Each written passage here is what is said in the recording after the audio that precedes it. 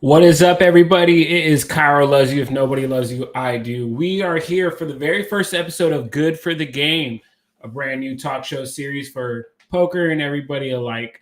Today, we have a very special guest, Matt Berkey. You guys know him as a professional poker player. He has played on Live at the Bike many a times. He is a veteran of the last 20 years, from my knowledge, in the poker world. He grew up in Pennsylvania. He has been in the topics of conversations of every Twitter space, every tweet going on in the poker world, from drama to wins and so much more. We're about to bring him in. I want to thank everybody for tuning in. I see you guys in the chat room on Twitch, YouTube, and the Bally's Live app. Make sure you guys participate in the chat room. We're going to go ahead and take questions from the chat a little bit later on if you guys want to get to know Matt more, and if you guys want to get more details on some of the things that have been going on. But we have a great conversation lined up, unfiltered. There will be no punches held back today, as most of the poker world has not been holding any punches back. Everybody with me one time. Let's welcome in Matt. Thank you, Matt. Going on, Cairo? How you doing, Matt? Can't complain. Man, looking sharp today. You got your Mr. Rogers cardigan on, super fly, right. Looking fit and in health as always. One of the healthier poker players I know in the poker community. Me and Matt, actually, he gave me one of my first poker interviews before I was even working at Live at the Bike, when I was just, wheeling around trying to get good content. And flash forward to now, and here we are, the very first episode of Good for the Game. Happy to be here, man. What was the impetus behind getting this project started? Well, with everything that's been going on with Bally's and Live at the Bike transitioning into new things, we wanted to give the poker world a polished and professional space for people to talk. I, as you and many other poker fans, have been in the Twitter spaces and have been paying attention to poker content.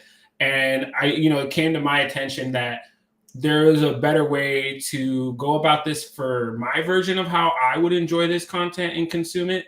And, when I talked to Bally's and the team about doing this, they were all hands on board. And, the very first episode, I was like, Matt Berkey, there's so much going on with you in this poker world. And with just the conversations that have been had in the past 3 weeks alone, I feel like you've been a part of all of this. You have a very eloquent way of delivering your message. As some people in the poker world say, a lot of big words. Sure. And I couldn't have thought someone else to kind of set the tone for having a healthy conversation. And you don't bite your tongue. If somebody asks you a question, you're not afraid to answer it.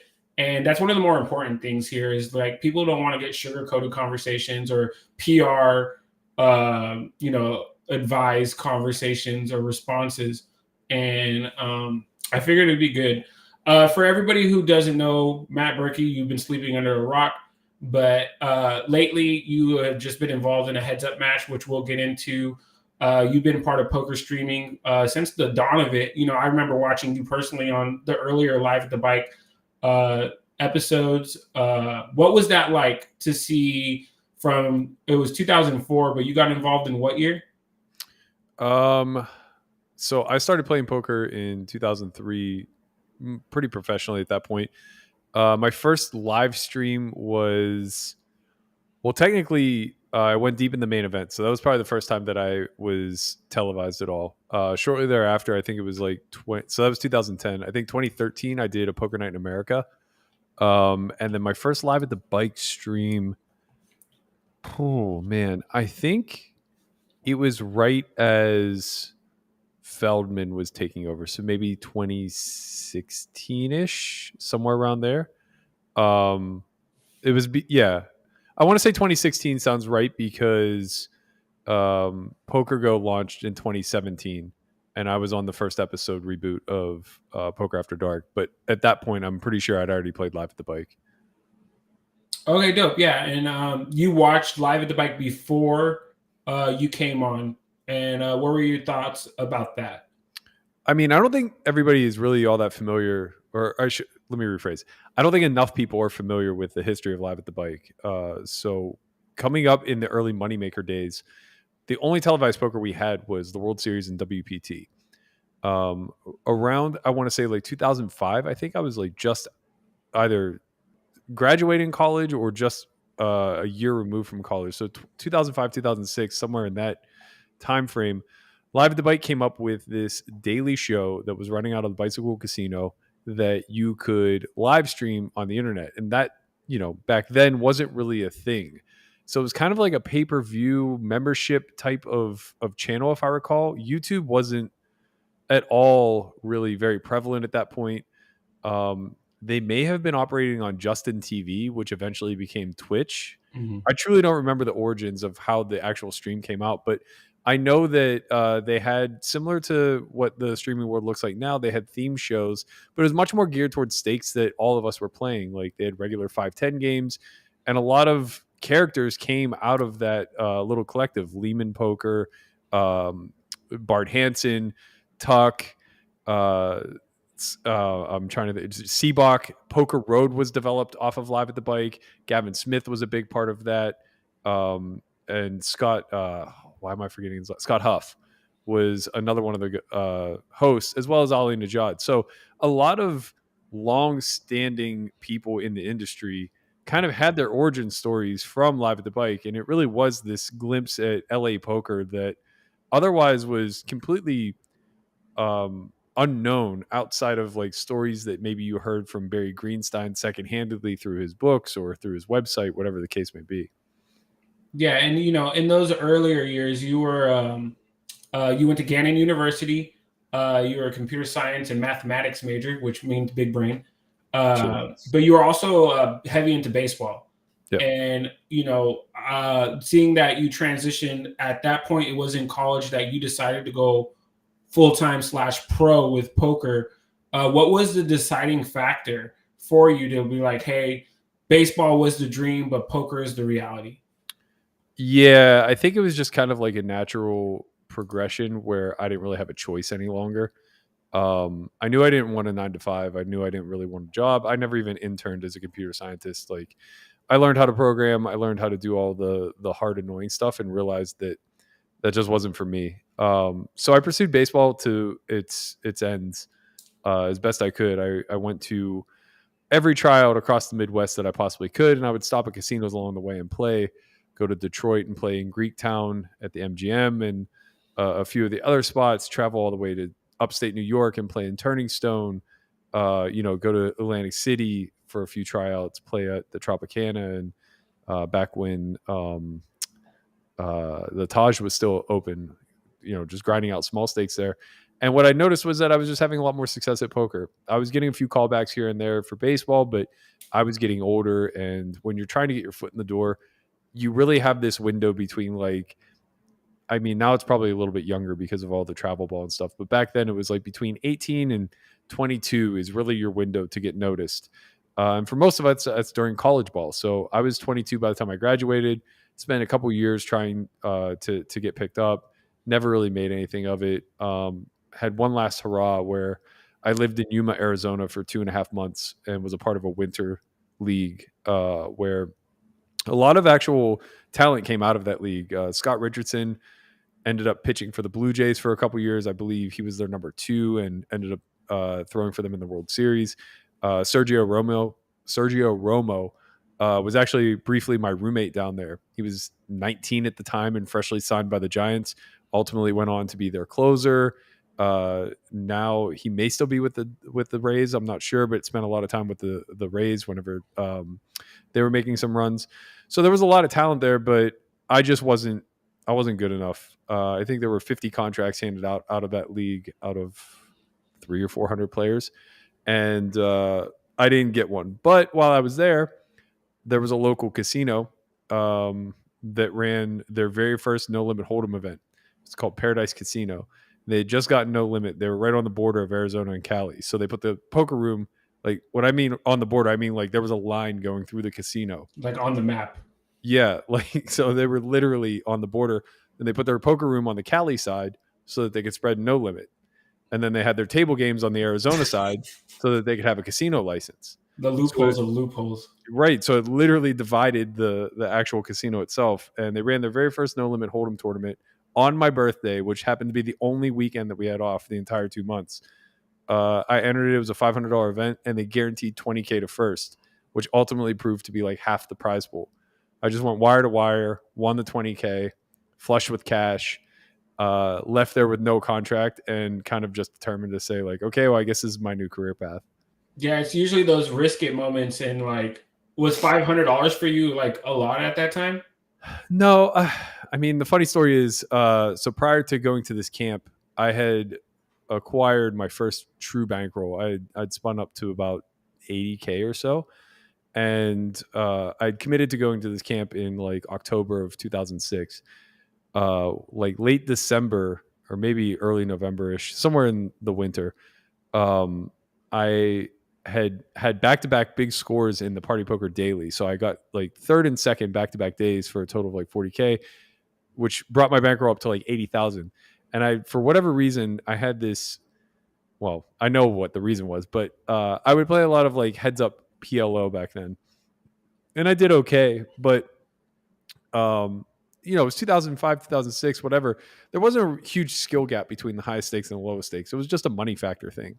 So as I came into money, I would play my usual stakes of like 2-4, 3-6. But if I got buried, I would just go sit big.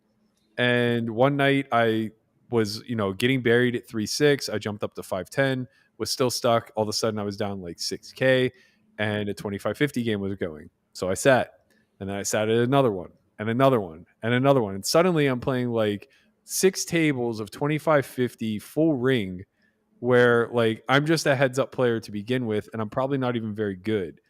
And before the night ended, I think I had lost like, I don't know, 50,000 of my 80K bankroll or something like that. And I was so disgusted that I like immediately sent 10,000 towards my student loans, because I'd felt like I'd squandered all this money without having anything to show for it. So by the time the winter league had come about, I wasn't doing great financially. I probably had like 15K, maybe 20K, something along those lines.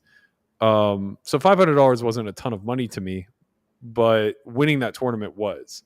Yeah. It basically replenished like a big chunk of the losses and set me on the right foot for the rest of the year. And you were out of Pittsburgh at this time?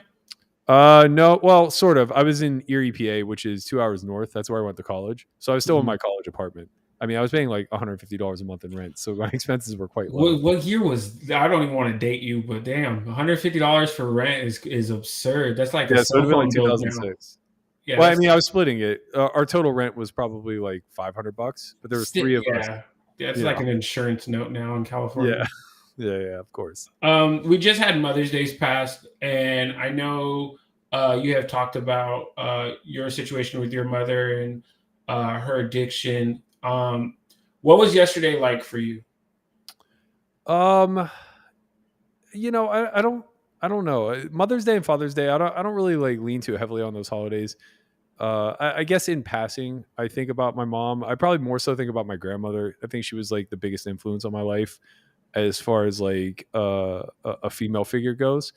But yeah, I mean, it's weird. Like, I guess as you get older, the anniversaries, the birthdays, the Mother's Days, things like that, it doesn't really have the same lasting impact that it may have when you were kind of younger and a little bit more emotionally vulnerable and a little bit more impacted by the decisions that other people made.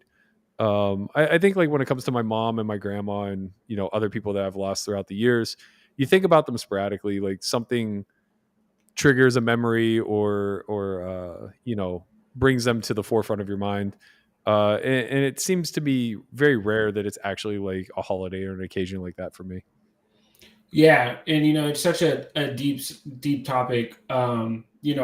When I think about myself and my ambitions in life or my competitiveness, it really comes from my relationships with my parents. So I'm fortunate enough that my relationship with my mom has been great, but with my dad, not so much around when I was younger. It really installed a huge competitive nature in me to be not just good but great at everything I did.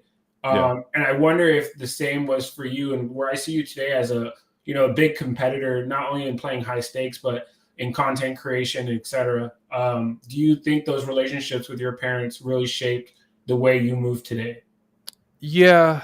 I think, well, yes and no. I think from one standpoint, like, despite all of her fatal flaws, my mother was wildly supportive, just insanely supportive to maybe almost to a fault, like where she didn't allow me to really see my personal shortcomings. She just showered me with compliments and love and everything in between. And same thing with my grandparents; like they just supported me to no end. So I think from like the standpoint of risk, there just never was any for me. We were dirt poor, so like we were already at rock bottom, and I didn't really have anything to risk financially. And when it came to my personal characteristics, my integrity, my ethics, and all these other things, like they had just built me up so much in my own view of myself that I just had like almost this fake self confidence, or maybe it was genuine. I'm not sure, but um, I know it wasn't genuine because I grew up with a big chip on my shoulder, and the chip came from like needing to prove things to my peers, kind of coming from that poor background where you're not afforded any of the nice things and you just stick out like a sore thumb amongst the kids that you're growing up with. It became incredibly important to me to find a way to I guess acclimate myself to the environment, especially being from a small town. I graduated with 56 kids. If you're not if you're not able to kind of like navigate yourself to the front of the line and become a part of the I don't know, the accepted group, then you're going to have a really tough go of it because it's a small number of you that are outcasts. It's not like in a school of 1,000 where you can just kind of find a clique and hide and fade into the background. So I think a lot of my competitive nature just comes from scraping from the bottom and trying to like claw your way out. And for me personally, that was just demonstrated in sports. I think academics came like reasonably easy to me, and it also wasn't something that people held in super high regard. You weren't going to be popular because you were smart. Um, but sports were just the thing that, from as far back as I can remember, 6, 7 years old, whatever, it was just something that I absolutely idolized. And I grew up watching a bunch of greats, be it the Bonzes and Griffeys in baseball, or the Jordans and Birds and Johnsons in basketball. Watching the Steelers era through the '90s, like I was just always enamored by how remarkable what they were able to do was, and it was certainly, I guess, my passion to be that revered at some point. Yeah, I totally relate. And speaking of the greats, we lost our great Doyle Brunson yesterday. Much love and prayers to his family. What was it like growing up watching Doyle be this legendary gambler, and what was it like playing with him? So I never actually had the luxury of playing with him. We brushed elbows a few times, just kind of like in passing in Bobby's room. But I will say that he was probably the figure that I paid the closest attention to whenever I first got into poker. Super System was incredibly important to me in shaping like the way that I viewed the game, the way that I approach strategy, if you can even call it that from back then. Just the unbridled aggression and the fearlessness that the book kind of projects was something that I really took to heart. And I think it was a characteristic that I could lean into because, again, like when it came to risk, I wasn't super afraid of hitting rock bottom. Like I just knew what that was like, and it was manageable, Um, so I think that when it comes to Doyle, he really did embody everything that you think of when you think of Texas Hold'em, right? Like he lived the life of a road gambler. He walked the walk and didn't just like talk the talk. This guy was literally playing for his life alongside his livelihood. And I don't want to over romanticize it because that era was just different, man. Like people died over gambling debts, whatever the case may be. There was a lot of darkness and seediness to the era that he grew up through. but I think he was an integral part in moving the game past that as well. And his legacy is such that he'll forever be known as the guy who pushed the game through the generations, right? Like he started at a time when the game was very difficult to even play, let alone do so for a living.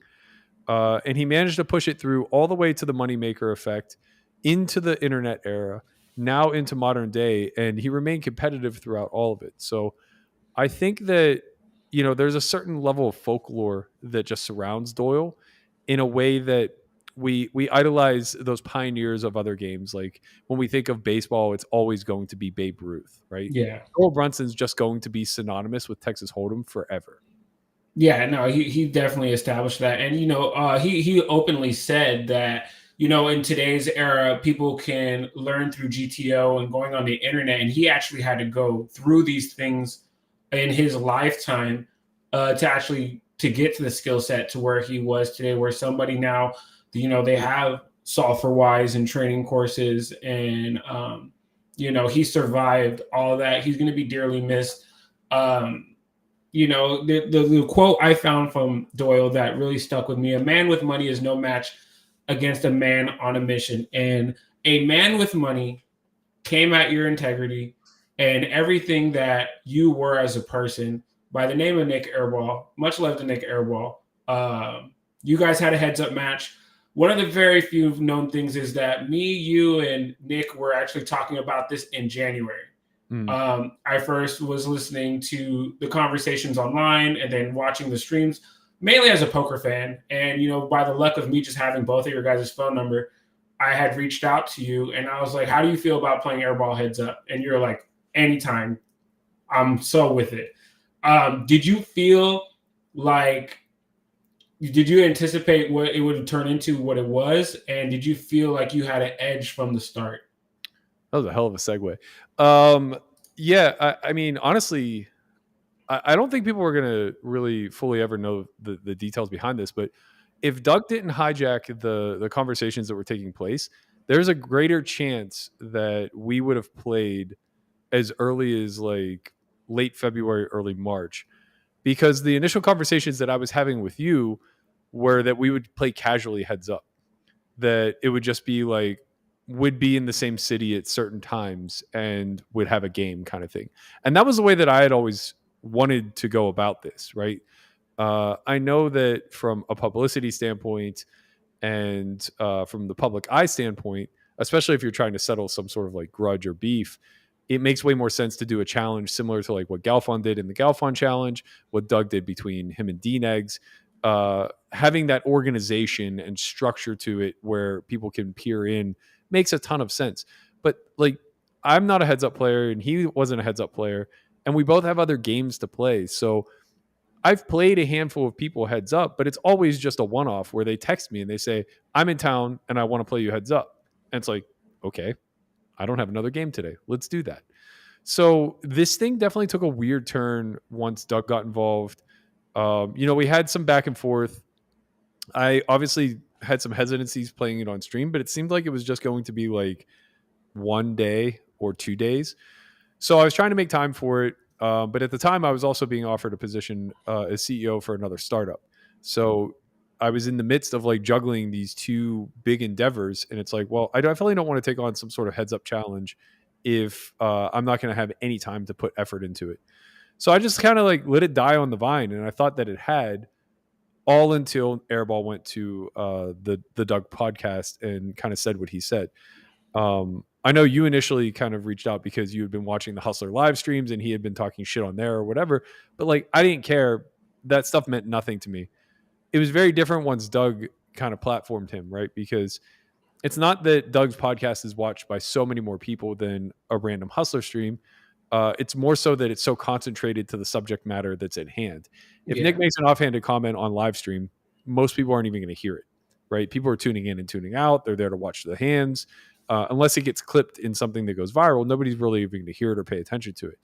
But when he actually goes on the podcast specifically to say, this guy's a scammer and I want to play him heads up and I don't give a fuck whose money he uses or what stakes we play, yada yada yada. It's like, okay, well now I kind of feel backed into a corner where this guy's just lying about me, and I don't think he's a very good poker player. So of course I'm going to find a way to make this work. And I have to tell you, man, it was like pulling teeth. And that's probably a big reason why I don't like the idea of the structure that we ultimately landed on, with a minimum stop loss, with minimum number of hours, with scheduled days to play. I mean, it's 100% necessary if it's going to be as public of a battle as it ended up being, which there's no way I could have anticipated the amount of publicity that this thing got. Yeah, this is you two going at it right here. I had envisioned you guys doing this as a, pay-per-view event, one-time game, not 100 hours, even though it didn't make it the 100 hours, which, I think the big question that everybody as a fan of poker in this whole situation of what happened, because was everybody wildly entertained by this? Yes. Like, I knew from the jump back in January, this was pay-per-view. Like, this was real beef. This was real drama. Airball did issue an apology, which you accepted for the fraud and the scammer statements, which, from what I've heard, everybody around him told him he was out of pocket. And I think he had some self-reflection and realized that part was unnecessary.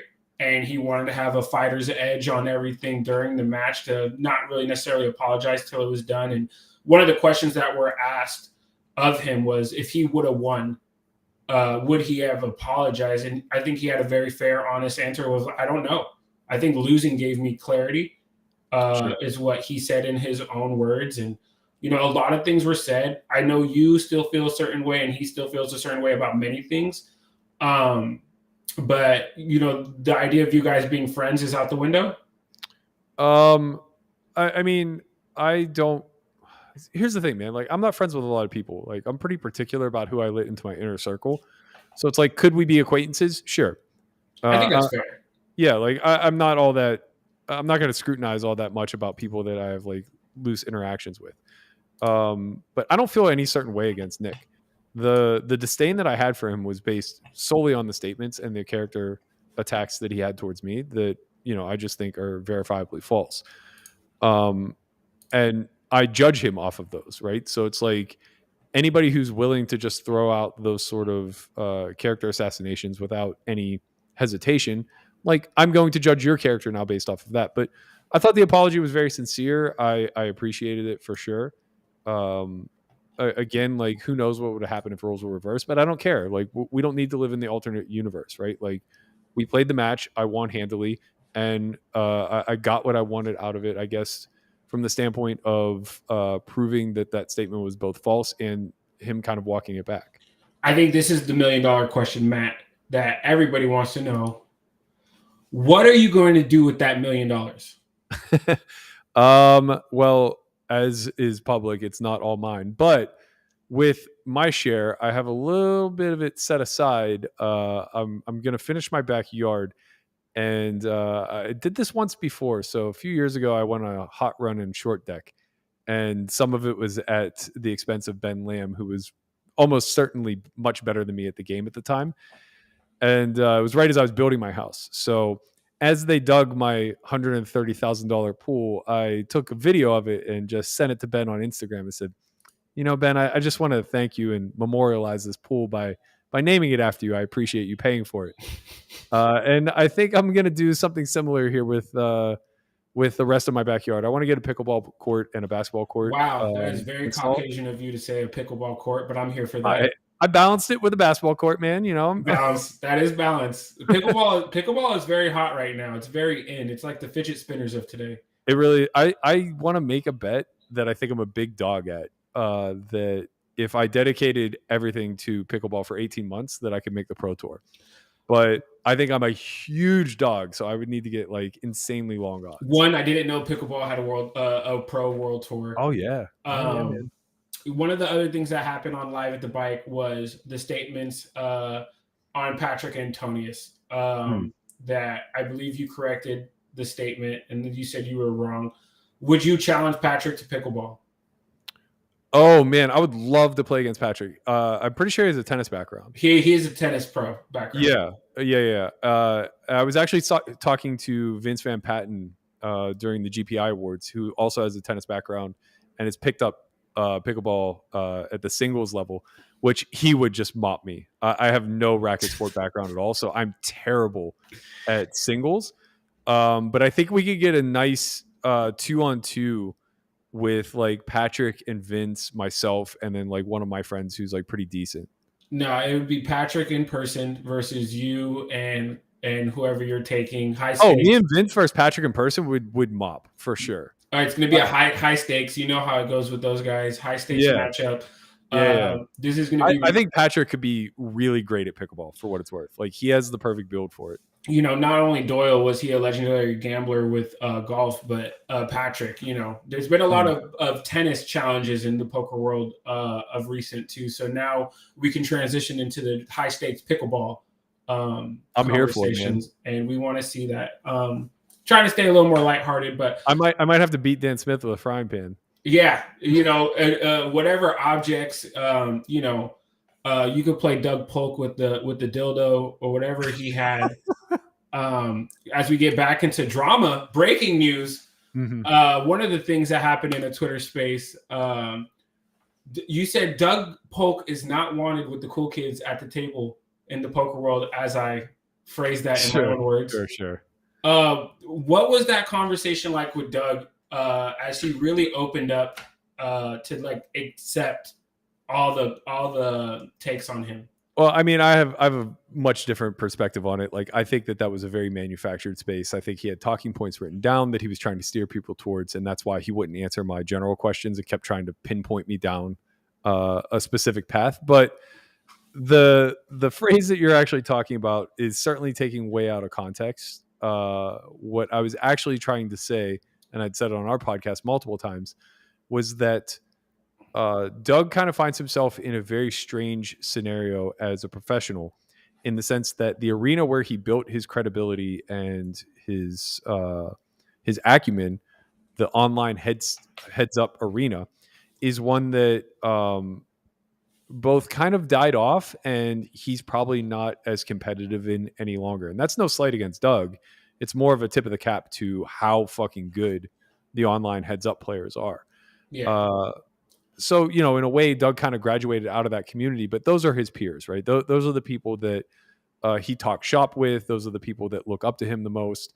And all of the ancillary sort of... Another big word. Yeah. All of the adjoining spaces around it, right? Like Thank maybe the Six Max players, the online cash sphere, if you will. He never really broke into the high stakes community live, though. He dabbled a little bit in high rollers, didn't play that many of them, and certainly didn't really ever consider himself a peer of those that were playing. As a matter of fact, I imagine there aren't a lot of people in that arena that he would consider to be friends. Same thing with high stakes cash. And that was just the point that I was trying to make, is that if you watch his videos and the hand breakdowns and the people that he's taking the most shots at, and Rob alluded to this, even when we were playing high stakes poker, it's generally the live arena, specifically the high stakes live arena.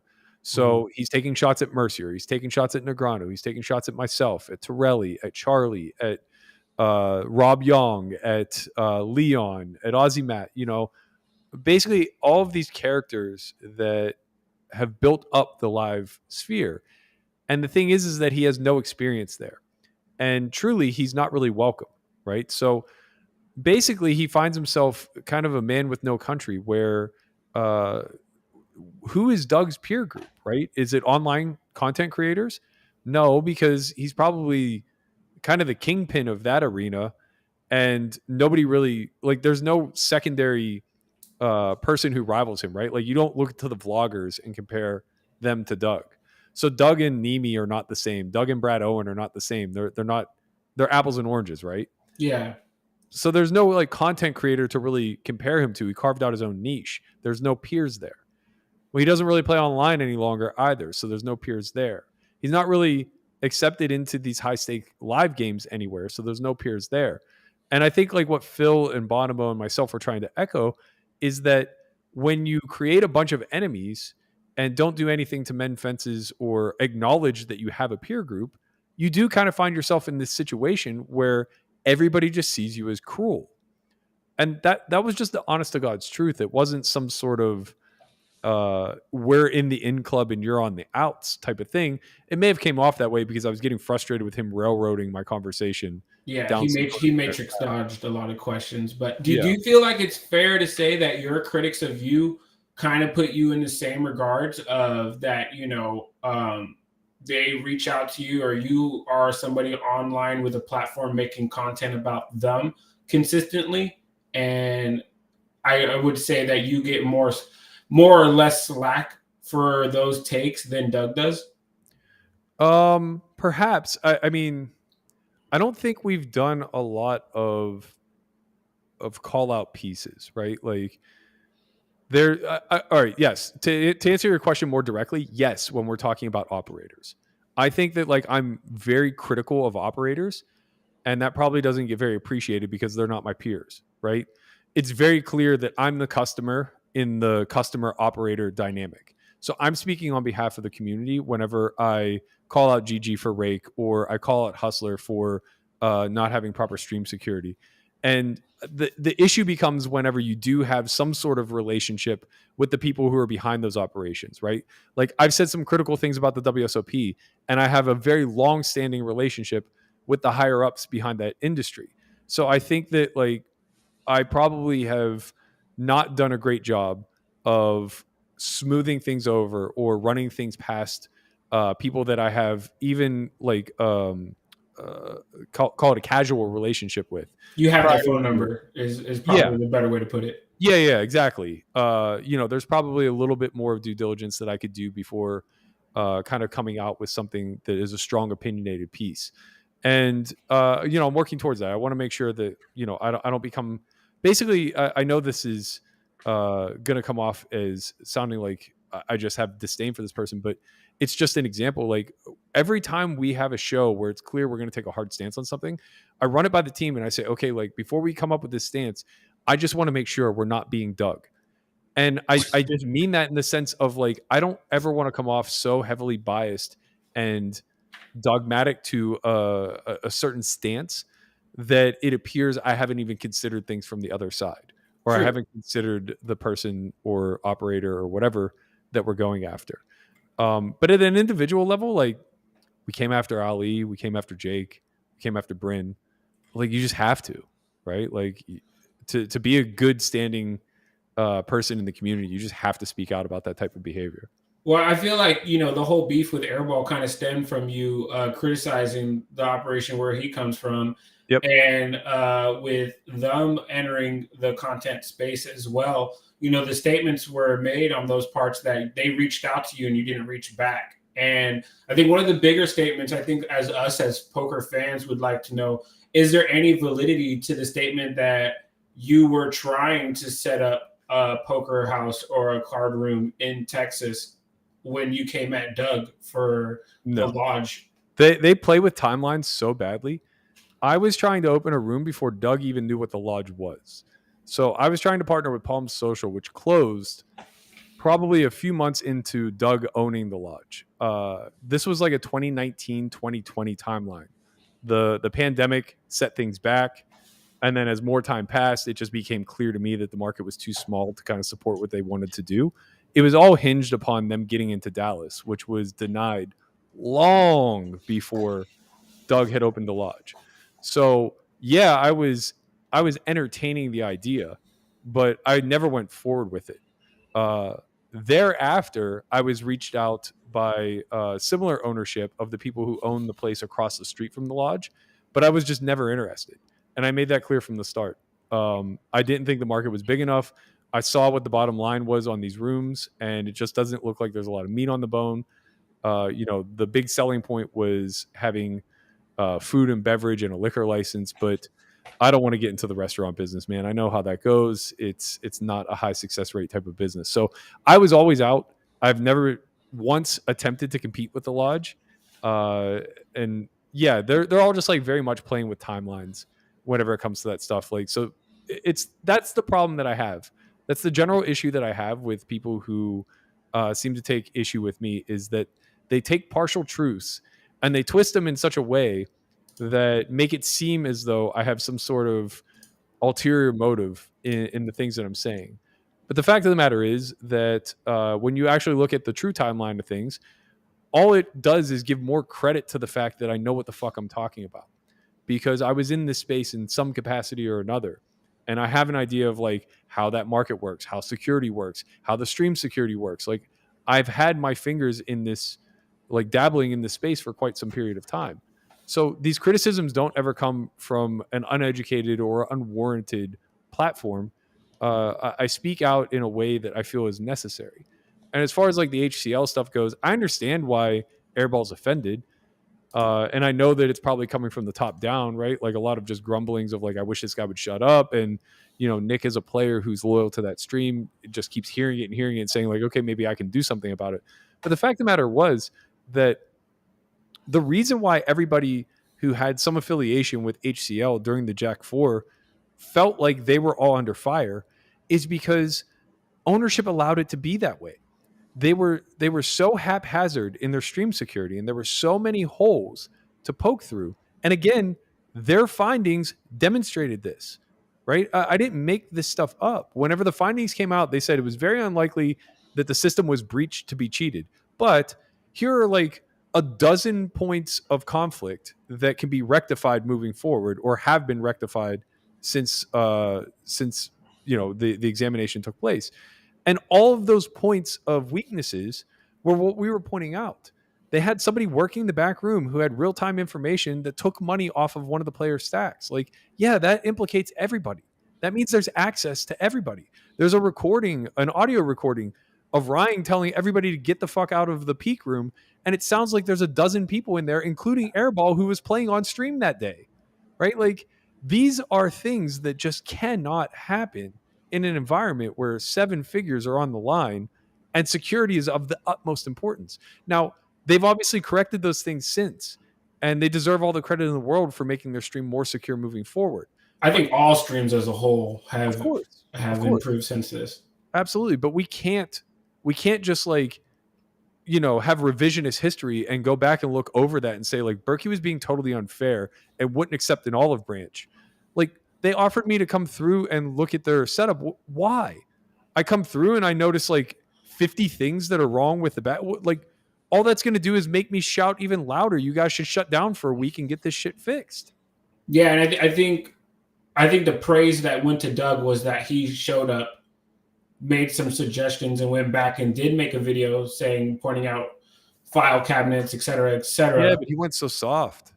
He didn't point out any of the actual security issues that were proven by the report of the team that Hustler hired, right? And then he played on the stream, giving them basically a soft vouch, saying like, I trust that this system is secure enough to play on, right? Doug's feet should be held to the fire for that too. No, everybody seems to forget that this guy's running his own stream house, showed up at Hustler's stream house, which was blatantly full of security holes, and just shrugged his shoulders and said like, well, the filing cabinet moved and that was kind of fucked up, but everything else seems fine. Right. And I think it's fair to say that improvements were made all around HCL, Live at the Bike, Lodge, everywhere, Poker Go, everywhere where there's major streaming poker, that the security of the game has now been taken with much, much more seriousness. And I know the Stones situation is still an active situation with Mike Postle not reprimanding those things. Do you have any views on Garrett and how the situation was handled post the incident? I mean, I talked about this when it was happening. I thought Garrett's initial statement was an emotional one and wasn't in his best interest. And I think everything kind of snowballed unfavorably for him thereafter. But I'm glad you brought up the Stones Postle situation, because I think it's really relevant in this particular scenario. Mainly because what I think people forget is that Veronica was the unsung hero by coming out and presenting evidence against somebody that she believed to be cheating, which ultimately demonstrated the incompetence of Stone's casino and the cover-up that they were trying to orchestrate. Imagine if, in some sort of capacity, the expectation of Veronica was to be nice to stones to play nice with JFK and the people who were working in the back because she had a pre-standing relationship with them. Imagine if the expectation of her was to stop talking about it and instead go inspect the room herself and come back and report that everything is on the up and up, right? I'm making this I'm equating the two because that seems to be what the expectation was of me with Hustler. And I don't understand why. We had already gone through this scandal once. We had already seen a cycle of it once. And we're seeing remnants of similar behavior being demonstrated in this particular instance where Jack 4 happened. Now, whether there was actual cheating going on or not is nowhere near as clear cut as it was with Postle, but the security holes were. And that's why I turned my attention to them. I know that they would all have been happier if I would have just kept calling Robbie a cheat for the better part of 6 weeks and leave it at that. But the fact of the matter is that wasn't the important story here, right? And that's not where the change actually came from. Is it fair to say that you would have done the same thing to any other stream? Absolutely. Absolutely. I mean, look, I have much deeper ties and relationships to Poker Go and Maury and the WSOP and these long-standing companies than I do with Hustler or Poker Night in America or Live at the Bike or any of those other ones that exist. But when Postle happened, I very quickly said I would not play on stream in California until things were rectified. And I spoke to Ryan about it when he was Live at the Bike. I was like, look, man, your stream is not safe. I've been there. I've done commentary. I know how you guys run things. And it just was not on the up and up. And they made a lot of changes. They went to no peak before it was the general option. They segregated the commentary booth and the peak room. They segregated the servers. Like a lot of sweeping change took place. And that's why I felt confident and comfortable playing on Live at the Bike whenever the investigation was happening at Hustler. I don't think anybody is beyond reproach in this industry, and somebody needs to hold people's feet to the fire and hold them accountable. I don't want that to be my job, but I do recognize that I have a microphone and a platform and the ability to kind of move the needle a little bit, right? Our generation doesn't have a Daniel Negreanu. It was different then. Online poker drove everything, and he got amplified on television and in every way imaginable by being the biggest ambassador that this game has to represent. My generation will never have that, right? Sure, we have the Ikes and the Coons and the Gelfons, and their word carries a lot of weight, but it's so much more drowned out now in the social media era where influencers kind of dictate what the general public believes. Doug's reach is bigger than everybody's, and it's not even close. So if I can be, if I can back him when I think his take is good or push back a little bit when I think his take is bad and kind of have the community, speak out on behalf of that, I want to be in that position. Like that's what I've been set up to do. I hear you, and that's definitely a fair point. I feel like what you're saying is also going to apply to you, and you're okay with that. So there's a fairness to that whole situation. I do want to talk about Poker Go real quick. You had the worst seat selection of your life that day. You sat between Doug and Airball. That was by random selection of cards, correct? Yeah. I was the third person to pick. And the composure that it took for you to sit there, I reposted personally Airball snatching the stack of chips from you after your aces get cracked. That was good TV. It was great TV. I'll never not call that good TV. In his defense, those were his chips at that point. I think the courtesy between players was gone between you for a long time at that point. How much did you enjoy Eric Person and Rob Young roasting Doug? That was the only thing that seemed to make you smile that whole day. Yeah, it was a very enjoyable experience, to be honest. It wasn't at all the environment I was preparing for. I kind of had gone in with a game plan of I'm going to stay quiet until I fall under attack, and then I'll navigate it as I see fit and kind of counterpunch in a deflecting kind of way, I guess. Rob just came out on the offense and just made my life super easy. I thought his banter was just so enjoyable, and it really did change the tone of the entire game. It was especially awkward because I don't think that anybody went in there with the intentions to talk shit to me, which was weird. That was such a weird look for me because I'm just used to people kind of backing who they are and what they stand for.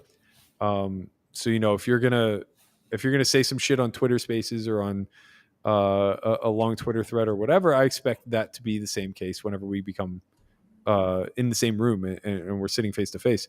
But a few words were exchanged between me and Lynn, me and Nick, me and Doug, and they were basically just hellos, right? Mm-hmm. And that's fine, but the way that they were trying to kind of disarm the situation throughout the course of the game was very surprising to me. I expected an onslaught and was ready for it and was happy to deal with it, but it never came, and instead it became center focus on Doug, where not only was Rob pouring it on, but then Lynn and Nick and Eric kind of all started to dig in themselves, and it turned into a 4-on-1. It made for great TV. I think all the antics before the game explained why the numbers for that stream were so high. Yeah. There was a lot of takes from the whole poker world about, cackling, laughing, and, just a lot of talking and what people think good streaming is and what isn't. But I think the numbers are, proof enough that was must-watch poker TV. Yeah, I agree. I know we don't have that much time. I just want to get two more things out the way. We also will try to get one question in from the chat. So if you guys have any questions for Matt, please get them in now. WSOP is coming up. I want to know your thoughts and predictions about what's going to be taken down. No real thoughts. WSOP has changed a lot for me throughout the years, so I don't look forward to it in the same way that I used to. I probably won't play a big schedule unless I get a bunch of bracelet bets down. Mostly just going to be playing cash, but it's always an exciting time of year. Like for everybody who's up and coming in the space, this is Christmas, and this is your chance to kind of make a name for yourself. This is your chance to make a year-long score. So I think that we're going to see some new names emerge. I think that we're going to see some multiple bracelet winners, and I think it'll be an exciting time.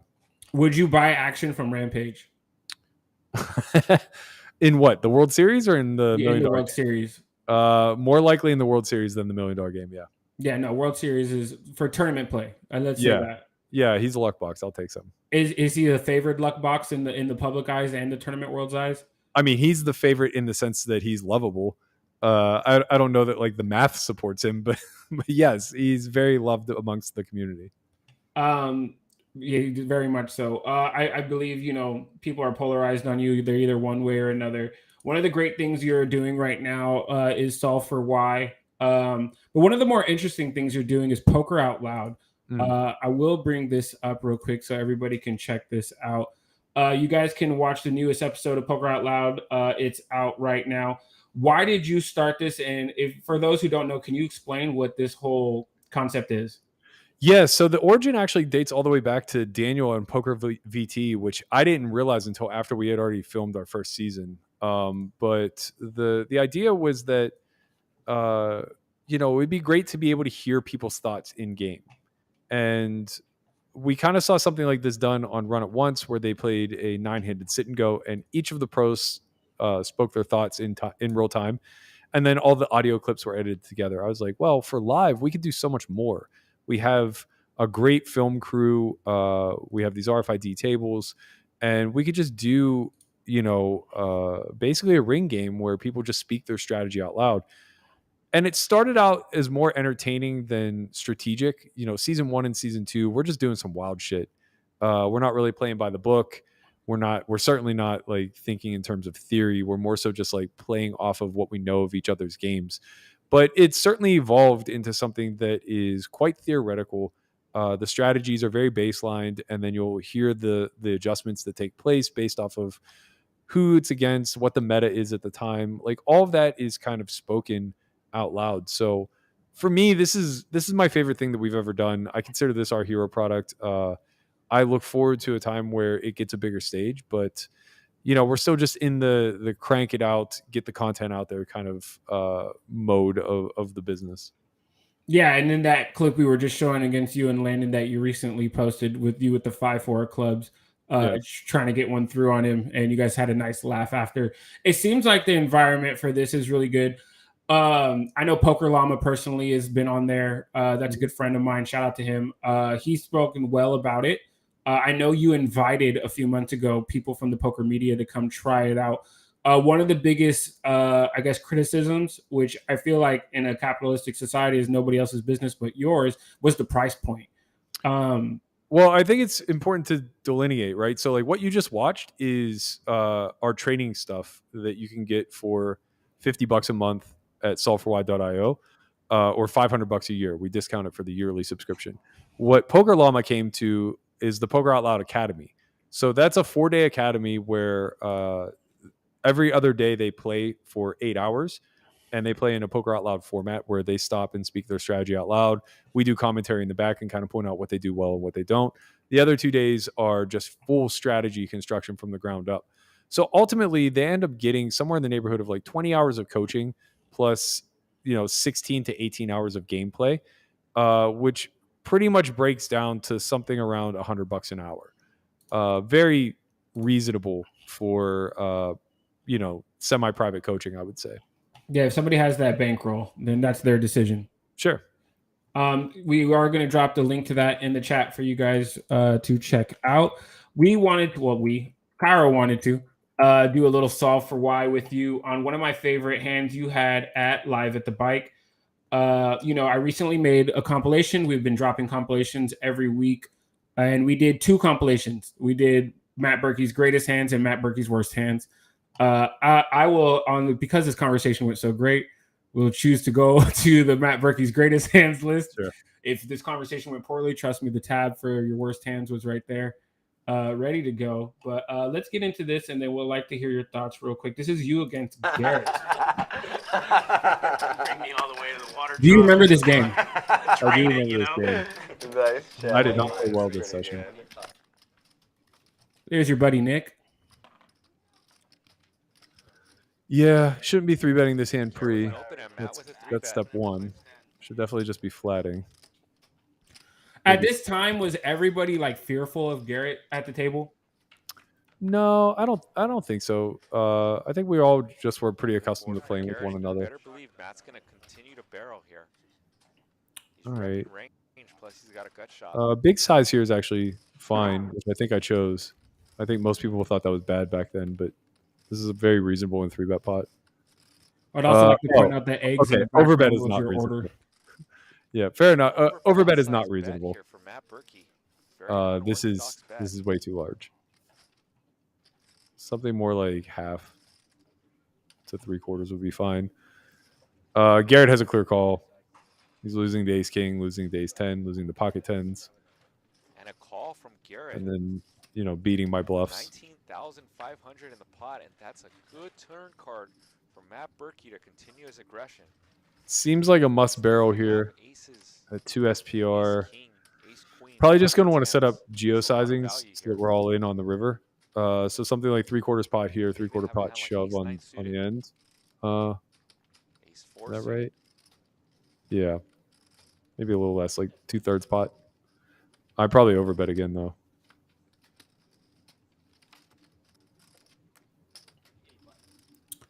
We have a pretty large bet from you on the turn, 8,500. Okay. Over pot size bet on the flop, and now less than half the pot size on the turn. The sizing is not good, but it's better. This is the problem. When you start with a size that isn't a thing on the flop, you kind of just like land yourself in the middle of no man's land on the turn. I think Garrett could reasonably shove now. My size just makes no sense here. I understand the desire to keep my bluffs in, so calling seems reasonable. Garrett's going to continue. Just like that, we have a 36. But with no club, I think I would consider just jamming if I were him. Looks like I have like ace X of clubs a lot. And Matt Berkey gets there with the runner straight. Yeah, so I set it up where I have like a pot size shove on the end. Obviously, we're just going to be all in with a straight.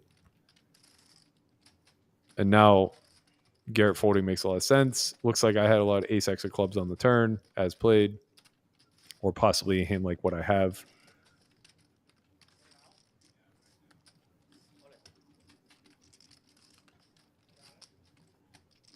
He should be pretty sure that I'm not jamming ace king anymore, but I could have like ace king of clubs. Matt goes all in for a That's probably the hand that makes the One-sized most bet. sense with the line that I took.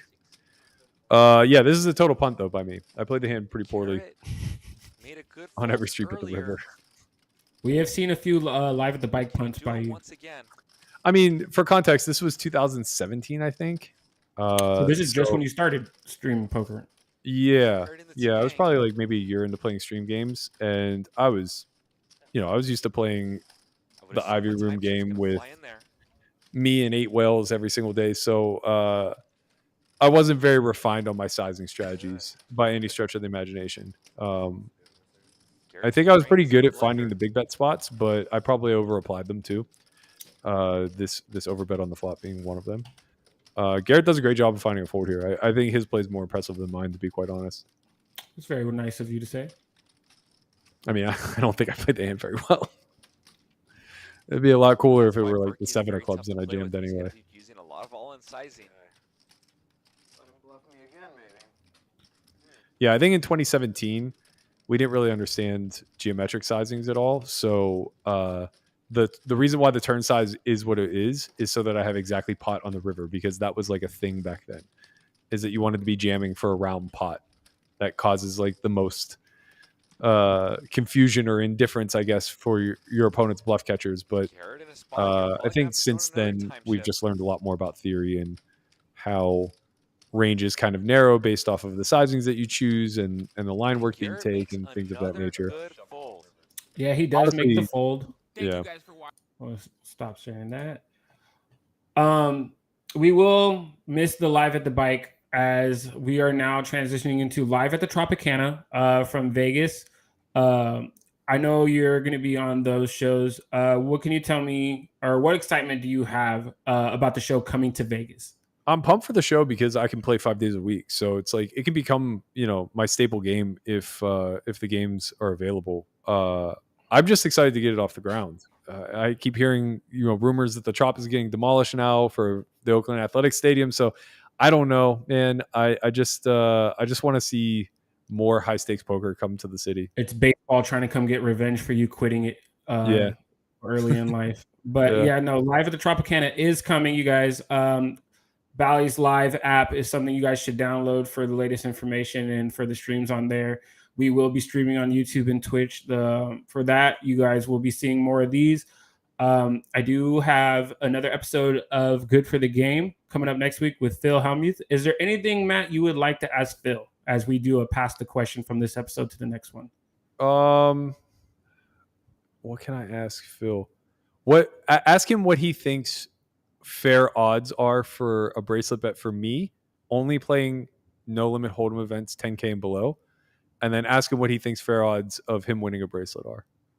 Fair enough. I think that's going to be a very good question. He does love you very much so. The last times you guys played on Live at the Bike are in our videos on demand. You guys should go watch that. Obviously, Phil had his blow up moment, like he always does, but you were there for that. I want to thank you so much for your time, Matt, in this inaugural or premiere, whatever episode this is. You have, I was trying to use big words. We have Matt Berkey here. We got to use our big words. You guys can follow Matt Berkey11 on Twitter, on Instagram. You guys can subscribe to Only Friends podcast, or it's under Solve for Why on YouTube. I had to find that out myself. And you guys are streaming 5 days a week, right? That's right. Every day at noon. So there's not really a lot of room for you guys to miss or leave out any poker subjects, because then what else would we be talking about? That's true. We're the pre-space Twitter space. Yeah, pretty much what we're trying to do out here. Once again, we want to say a big rest in peace to Doyle Brunson. Without you, this game would not be here. I know Matt alike had a lot of respect for you, as I do. So everybody in the chat, I did say we would take a question. Matt, as you see on the screen, serious question. When will Berkey be playing the new Big Bet Poker live at Tropicana? As you just heard him say, he will be playing it 5 days a week if possible. Where are some more serious questions? We have Mr. MC Bulldops. He says, how much mixed game content is on Solve for Why? Sadly, no mixed games or PLO yet. It's almost exclusively just no limit cash and no limit tournaments. But There are talks. We'll see what we can get up there for you. We have Richard C. with Matt. Were you at the Tampa Hard Rock this weekend? I was not. I was You had at a the Bellagio. doppelganger. Yeah, you had a doppelganger out there. I was in Bobby's room. We have Mihei Kim with, I think the cat wants to play Patrick Antonius. Probably. In I like pickleball. Chauncey's side. Your cat is actually really dope that you have it on stream. My cat is known to bite me while I'm on the computer, so I don't. Oh, have Chauncey that. bites the shit out of me. I saw him trying. Cat. Yeah. He really gets into me. My hand's a mess. But yeah, it's actually Marley's cat. I'm watching him until she comes back for the WSOP. Wow, cat sitting, professional poker player, podcaster. What can this guy not do? And you know what? I think we have a last question right here, and then we'll end it. Will Berkey help Pat McAfee? I'm sorry. No, it's McAfee. They misspelled it. Okay, that's what I thought it was. I was like, all right. Will you help him get on Live at the Trop? If I can make it happen, you can bet your ass I'm going to make it happen. And one last ridiculous question. Mount McKinney, from Matthew to Matthew. That's a great book title. What scenarios are you folding pocket aces? I don't know, man. I don't know that I am. I don't really play satellites, and even if I did, I just, I can't really bring myself to muck the aces. But I suppose multi-way all-ins in a satellite would be the only one. Yeah, it only makes sense in a tournament, right? Yeah. When your ICM is guaranteed to move you forward. You guys have more questions for Matt? Tweet him at Twitter. He'll respond hopefully. And if you guys don't know, Matt included, if nobody loves you, Kyra loves you. Head nod. I'm okay with this. Say it back, man. Dang. All right, you guys. Thank you guys. Matt Berkey is going to be heading out. I'm going to wrap this one up. Thank you, Matt. Thank you. All right, you guys. This has been a great first episode. If you guys have any questions, you may do so in the YouTube, Twitch chat. I will try to get those in for you guys. I believe Weez might be coming in. To give me some more answers for what's going on with Live at the Tropicana. I know you guys have been seeing headlines about the Tropicana and the baseball stadium. Live at the Trop is still coming very soon, so I can answer that. If you guys have more questions, you may drop them in the chat for me. I'll try to get those in for you. Patrick is asking, Cairo, are you moving to Vegas with the show? No, I will still be in LA. I love LA. I think a little bit too much to move to Vegas, but I will be out there much more often commentating. That's as much role as pretty much I have out there for the Tropicana show. You guys will be beginning to hear me on the microphone again. And you guys will be having more of these Good for the Game episodes with some of your favorite people. Once again, next week, Phil Hellmuth on the show. You guys can look forward to that. And there's Weez on the text. He needs a link. Oh, I'm so sorry. You did not get sent a link. Let's send Weez the link. You guys send some more questions in the chat while I get this over to Weez so he can join. But what are you guys' thoughts about the show? What are you guys' thoughts about what Matt talked about? We'd like to hear your guys' take on everything.